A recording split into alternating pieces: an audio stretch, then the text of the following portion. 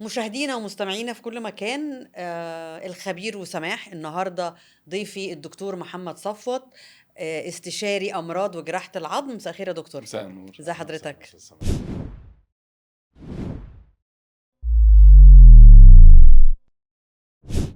طيب، يعني ايه الجمله في العموم كده؟ يعني ايه امراض وجراحه العظم؟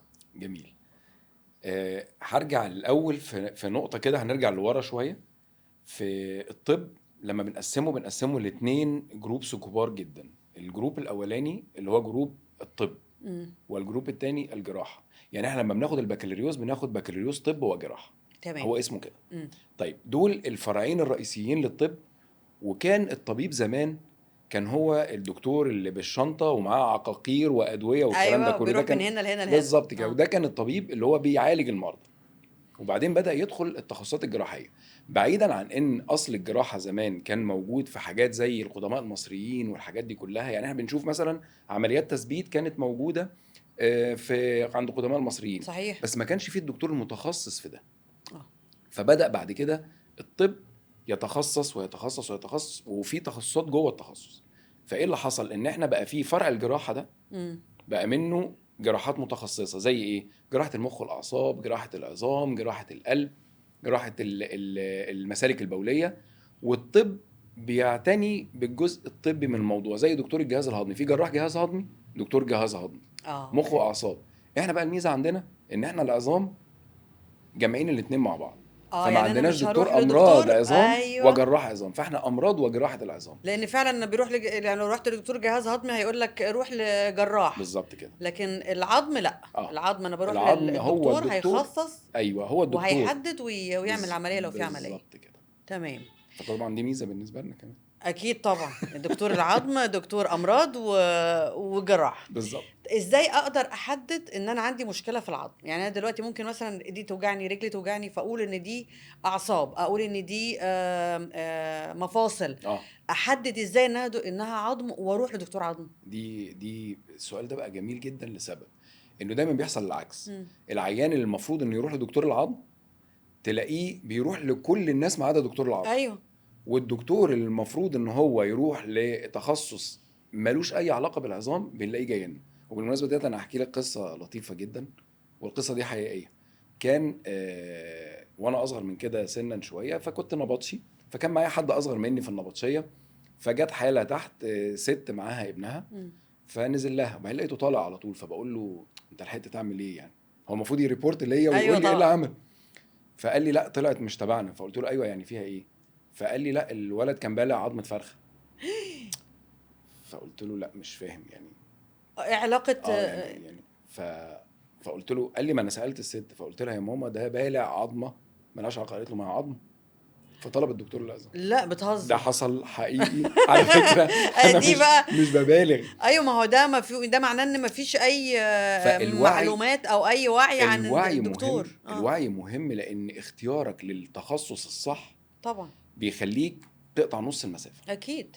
فامتى اعرف ان انا عندي مشكله؟ طبعا في جزء لطيف جدا في الموضوع وبسيط، ان هو لا قدر الله لو اصابات فهتروح لدكتور العظام على طول. او لو اصابه عنيفه شويه احنا بنروح للمكان المتخصص وهو اه. بيختار السبيشاليتي، لانه مش لازم يكون عظام بس، ممكن يكون انا محتاج دكتور عظام، ممكن اكون محتاج دكتور اوعيه دمويه، دكتور جراحه، او تيم من الدكاتره مع بعض. مم. لكن لو بنتكلم على حد عنده شكوى معينه، آلام في العظام، لو عندك آلام في العظام هتروح لدكتور العظام. آلام في المفاصل هتروح لدكتور العظام. بعض الإصابات اللي ليها علاقة بينا زي اختناقات الأعصاب واختناقات الأوتار، حتى مع إن أعراضها ليس لها علاقة بالعظم أو بالمفصل، فإحنا بنحتاج إن إحنا نروح دكتور لدكتور عظم. العظام، عشان هو اللي حتى لو احتاجنا بيوجهنا لمكان تاني. يعني جراحة الأعصاب كلها إذا كانت في إيد، في رجل، في أي حتة دي؟ لا هنا بقى دي نقطة مهمة. آه. التخصصات في الطب مم. بقى فيها بنسميها جراي زون، او المناطق الرماديه اللي هي بيبقى اكتر من تخصص بيتعامل فيها. مم. فالاعصاب اللي موجوده مثلا، لو انا عندي مشكله في الاعصاب بتاعه الايد، اختناق اعصاب الايد دي بيبقى جراح المخ والاعصاب ممكن يعملها. احيانا دكتور جراحه عامه بس من الناس المتخصصه او الناس القديمه الاكبر سنا بيبقوا عندهم خبره في هذا آه. الموضوع، او دكتور العظام بيعملها. تمام. فاختيارك للدكتور دي ما بتبقى يعني جزء من الموضوع وعيك بانا عندي ايه او انا بشتكي من ايه. مم. ورم في مفصل، لا هتروح لدكتور العظام. لكن مثلا واحد طلع له زي دمل او حاجه اه حتى لو جنب مفصل، لا ده دكتور الجراحه، فانت هتروح له الاول يستشيره وهو اللي هيقول له ويوجهه.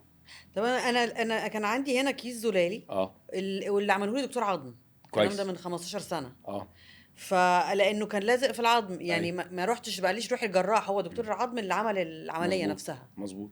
فاي حاجه شبه كده دي تبقى دكتور العظم. بصي انا مش عايز ان الناس تزعل ان انا متعصب للعظام، بس ده تخصصي ايوه فانا طبعا. متعصب له. لكن حاجه زي الكيس الزلالي دي كذا تخصص تاني بيدخلوا فيها، والله. لكن انا بقول انها من العظام لسبب. حاجه زي ديت مثلا هقول لحضرتك تفصيله تشريحيه بسيطه جدا. اتفضل. الكيس الزلالي اللي بيطلع في الحته دي امم. بيبقى طالع ما بين عظمتين من جوه المفصل، امم. وبالتالي لو جراح مش متخصص ومش فاهم هي جايه منين اه بيعمل ايه؟ بيفتح يشيلها ويقفل، فتسمعي القصه بتاعت اصلا انا عملته ورجع لي تاني. هو انا عملتها مرتين فعلا، بس كان دكتور عظم اللي عملها لي، بس انا عملتها مرتين فعلا. فهي دي يعني ما ما هو بين بقى. يعني من في خلال ال 20 سنه عملتها مرتين. لا 20 سنه ده كتير، انا 10 بتكلم و10. على حد بعد كام شهر يعني. لا لا، بعد 10 سنين عملتها تاني. ده ممكن يكون كيس تاني اساسا. والله. اه بس هو نفس الدكتور اللي عملها لي. طب كويس ده ثقه. فكده بقالي شويه حلوين يعني، من لا 2015 تقريبا. لا الحمد لله ما يجيش تاني. 2014 بقى لي 10 سنين اهو. هي دي نفس الفكره، ان هو انا لازم اكون عارف انا رايح لمين. وبرضه نقطه مهمه جدا، الوعي باللي بيتقالك. يعني اعقل الكلام، هتسمع الكلام وتقعد تفكر فيه وتشوف اذا كان الكلام ده منطقي ولا مش منطقي. الكلام اللي بيتقال لي، يعني انا هقول لك حاجه، نادرا ما بيبقى في حاجه انت محتاج عند دكتور العظام ان انت تعملها دلوقتي حالا، اه وتلاقي ناس يقول غير لو لك لا قدر الله حادثه. طبعا. اه ومش كل الحوادث. ومش كل مش كل الحوادث الحوادث. صحيح، فاللي بيحصل ممكن بعديها ايه، ان بيومين او الناس من 3. كتر الخوف ومن كتر الرعب، وصوابعك مش زي بعضها، مش كل الناس كويسه ومش لا كل طبعا. فممكن يقع في حد لا ده لازم دلوقتي حالا ولازم الحاجه دي تتعمل دلوقتي حالا. لا مش لازم، واستشير وخد راي. ودايما انا بقول خد اراء بس بشرط ما تبقاش موسوس قوي.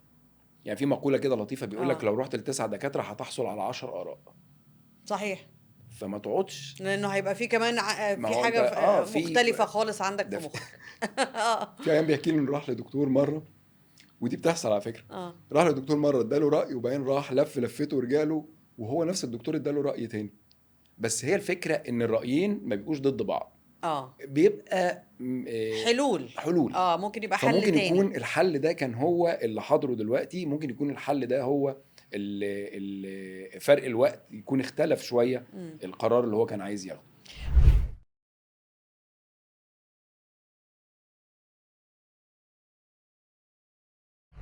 طيب في حالات يعني في ناس بعد سنين معينة بتكتشف ان عندها او عند ولادها او كده عيب خلقي. مثلا زي ما حد مثلا عنده عيب خلقي في الحوض، في عظم الرجل. فاول حاجه لما بيروح دكتور عظم، في دكاتره بتروح تقول له يلا نعمل عمليه. يعني انا كنت اعرف عن حاله قالت لها نكسر الحوض وبعدين نعمله من اول وجديد عشان تقدر تمشي.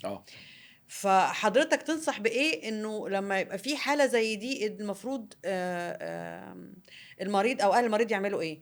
يعني الحاله انا بتكلم عليها انا خليتها راحت لحضرتك، يعني كانت اوريدي واخده استشارتين بس راحت بعد كده لحضرتك. فقول لنا الناس المفروض تعمل ايه. هقول لك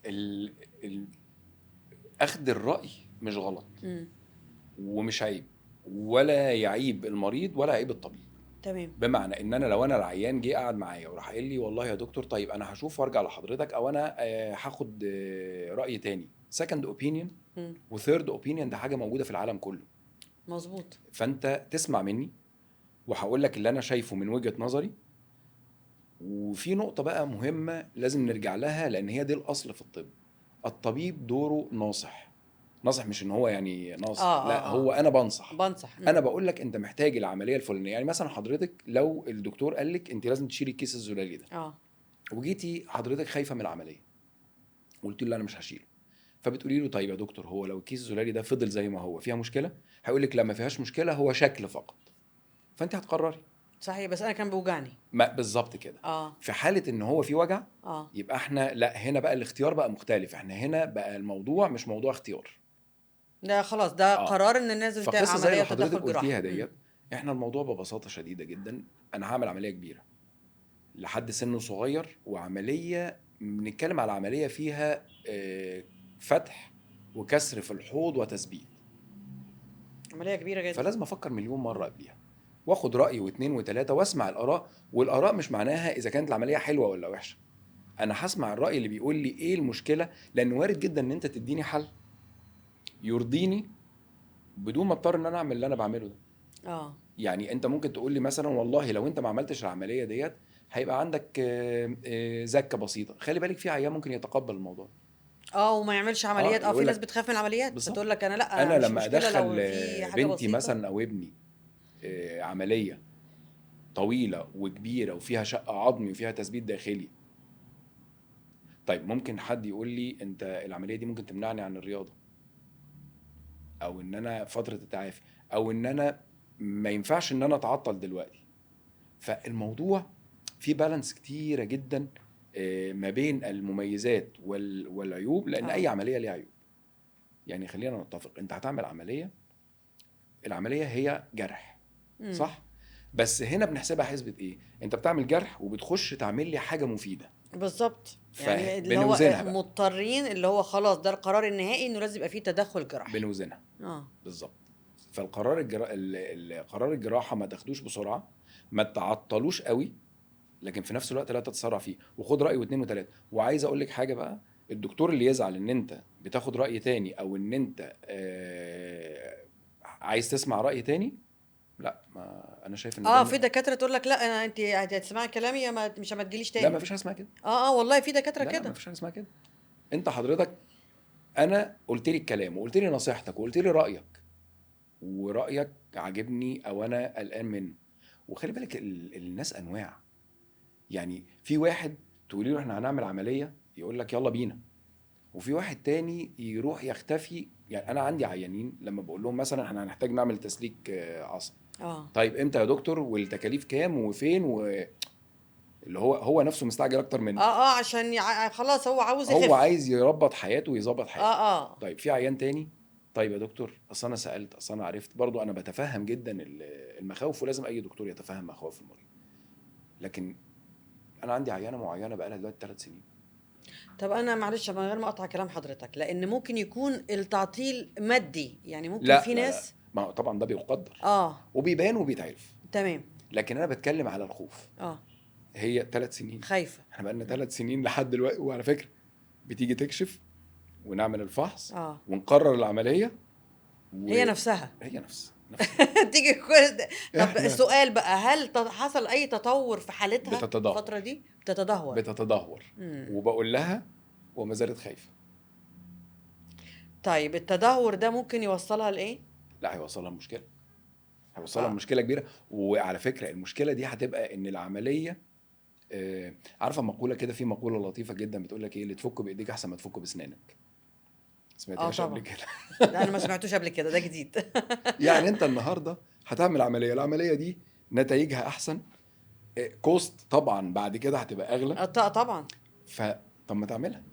وبالذات ان اللي خاف ده غالبا بياخد راي تاني وتالت ورابع. ما هي دي بقى النقطه، ان انا دلوقتي لو انا اخدت راي حضرتك في ان انا هعمل عمليه، وبعدين رحت لدكتور تاني قال لي تعملي عمليه، بعدين رحت لدكتور تالت قال لي لا ممكن ما تحتاجيش عمليه. فهي النقطه انا اقرر ازاي. هنا بقى القرار ده بقى توفيق ربنا ليك. يعني ده كده انت بتضطر بقى تبقى مع نفسك وتعمل استخاره طبعًا. عشان توصل والله طبعا انه تاخد القرار، او لو عندك دكتور انت بتثق فيه هتاخد بكلامه وخلاص. بالظبط كده.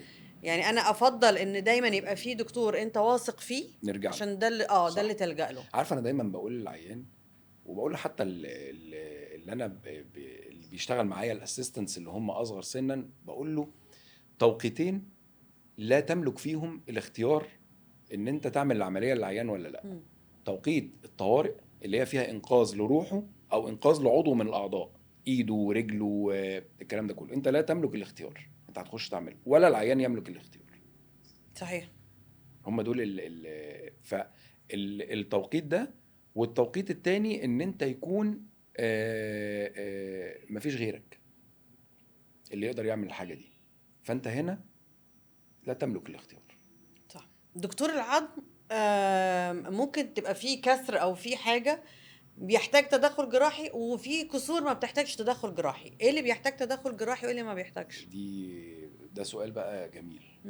لان احنا قعدنا نتكلم كتير على الجراحات، فكل اللي هيشوفنا هيقعد يتخيل ان العظام هي جراحه. لا، العظام مش جراحه. انا عايز اقول لك ان تقريبا، يعني مثلا خلينا اجيب لك مثل بسيط جدا ولطيف وده مكتوب في الكتاب. عيانين غضروف الظهر، عيان غضروف الظهر بيروح لدكتور يبص على الاشعه ويبص على الفحوصات ويبص على الاعراض اللي عنده، وبعدين يقول له لا لازم عمليه. طبعا انا ما بعيبش في الدكتور اللي بيقول كده، لان وارد جدا ان يكون العيان محتاج عمليه، بس انا عايز اقول لك ان الكتاب بيقول ايه، وقد تكون تغيرت النسب شويه، ولكن نسبه كبيره قد تصل الى 90%. 90%. يعني 90 من كل 100 عندهم غضروف في ظهرهم عامل لهم اعراض مثبت بالفحوصات والرنين المغناطيسي بيتعالج بالعلاج التحفظي مش الجراحه. هايل. الجراحه ممكن تخليه يستفيد، بس دايما دايما ما دام في فرصه ان انا امشي تحفظي، لان الاصل في الطب العلاج وليس المشرط. الاصل في الطب ان انا اعالجك. يعني انت لو جيت لي بخشونه من الدرجه الاولى لسه في اوائلها وقلت لك قلل وزنك شويه، العب رياضه، قوي عضلاتك، خد الادويه دي، فعرفنا نحافظ على مفصل الركبه ده 10 و20 و30 سنه، اكيد احسن مليون مره من ان انا اقول لك تعالى نغير المفصل دلوقتي.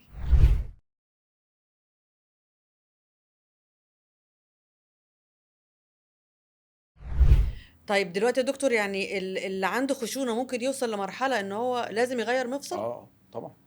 المفصل ده جزء من الحركه، سواء كان المفصل دوت في الطرف العلوي او في الطرف السفلي. مشكله الطرف السفلي ان هو تاثر المفصل ده مرتبط بحركه الانسان. يعني النهارده لما يوصل للعيان ده ان يقول انا ما بقدرش اروح الحمام، حرفيا بيبقى العيان او العيانه ديت بيقول انا وصلت لمرحله ان انا مش قادر اروح الحمام، ده لازم يغير المفصل. لو في تاكل جامد. طيب اللي يزعل ايه بقى في النقطه ديت، انه بيكون اتقال له الكلام ده بقاله 10 سنين. فتلاقيه يجي لك يقول لك انا فعلا من 10 سنين لما كشفت قالوا لي لازم تغير المفصل. طب انت استنيت كل ده ليه؟ اولا سنك بيكبر، وزنك يعني كان بيزيد. ممكن تعملها من الاول فتبقى الدنيا احسن، فتبقى بتلعب رياضه، فما توصلش لمرحله ان الوزن يزيد وانك تبقى تعبان ومش قادر تتحرك. بالظبط كده. طيب سؤال بقى، لو انا مثلا احس ان انا مثلا مش عارفه اتني رجلي للاخر، مش عارفه ايه، كل الحاجات دي من ضمن الخشونه؟ بوادر خشونه او علامات بتقول الالم اتخلق عشان ينبهنا، مش عشان نتعذب. يعني هو الالم موجود، انا ليه مفصلي يوجعني؟ عشان اعرف ان في مشكله في المفصل. ليه عضلتي اللي انا بلعب بيها رياضه واروح الجيم توجعني؟ لا، يبقى معناه ان انا في حاجه غلط في التكنيك بتاع اللعب، في قدرتي على الاوزان ديت. فالالم منبه. يعني لو حد جاله وجع بيلعب في الجيم وجاله وجع في العضله مثلا دي او في الكتف، او انه مش قادر يحرك اي حاجه، الوجع اللي مش طبيعي، الوجع اللي هو ايه، احنا لو اي حد فينا هيروح الجيم هيرجع بعد يومين مش عارف يمشي. لا انا بتكلم على انه مش قادر يحرك بقى ايديه. وجع جامد بعد تمرين وبرزيستنت ومستمر وقاعد معاك المده كلها ومش طبيعي. لا طبعا، في معناه ان في مشكله عندك، لازم تروح للدكتور.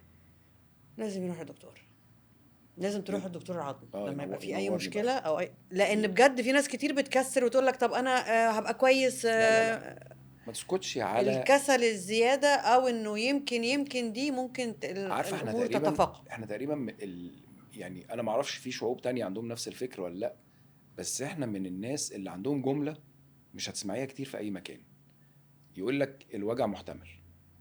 هو ما فيش وجع محتمل، هو الوجع وجع. والوجع دليل ان في مشكله، فما فيش حاجه اسمها الوجع محتمل. يعني ايه انا ما خدتش المسكن عشان الوجع محتمل؟ هو كون ان في وجع معناه ان في مشكله اصلا. لا مثلا في ناس ما بتاخدش مسكن بعد عمليه، بعد حاجه، يعني لو المسكن كاتبه الدكتور مع علاج. ايوه ده جزء من العلاج، جزء لازم يتاخد. أيوة يعني لانه العلاج انا مش بعالج العرض، انا بعالج مريض. المريض ده جزء من الموضوع، احساسه بالراحه النفسيه وانه مستقر ان هو انا كويس. فمش لازم تتعذب، يعني مش لازم تقول لي انا عندي وجع بس الحمد لله بعرف انام بالوجع. ليه؟ خد مسكن امن، جرعات اقل، لكن ما تعذبش نفسك يعني. المهم لما يكون في اي حاجه حاسه ان هي بتوجعني زياده اروح للدكتور. يجينا بقى. انا بشكرك جدا يا دكتور انا محمد، شرفتني في النهارده شرفت. في الخبير وسماح، وان شاء الله لينا لقاءات تانية كتير اكيد عشان اكيد يعني نتكلم بقى في تخصصات اكتر ان وحاجات شاء اكتر الله. تهم كل المشاهدين. ان شاء اشكرك الله، جدا. شكرا جزيلا. ميرسي. شكرا لحضراتكم، اشوفكم ان شاء الله في حلقة جديدة.